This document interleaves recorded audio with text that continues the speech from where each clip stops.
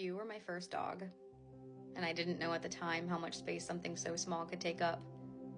You were there before life got complicated, before the heartbreaks, before the bills, before I really knew what grief was. You were there when I still lived at home, when my biggest problem was a math test or being left out of something dumb. You sat in the corner of every moment, silent, steady, always watching.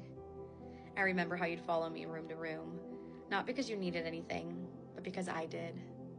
And maybe I didn't realize it back then, but you knew when I was overwhelmed before I did. You had this habit of sleeping by the door whenever I left the house, like you were standing guard until the world gave me back.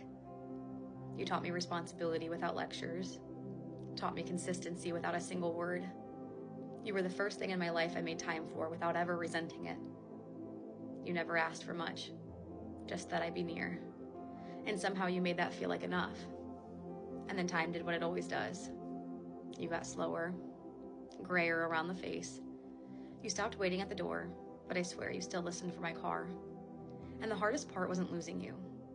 It was the days that followed, when I kept reaching for a leash that wasn't there, or instinctively holding food off the table like you were still curled up beside me.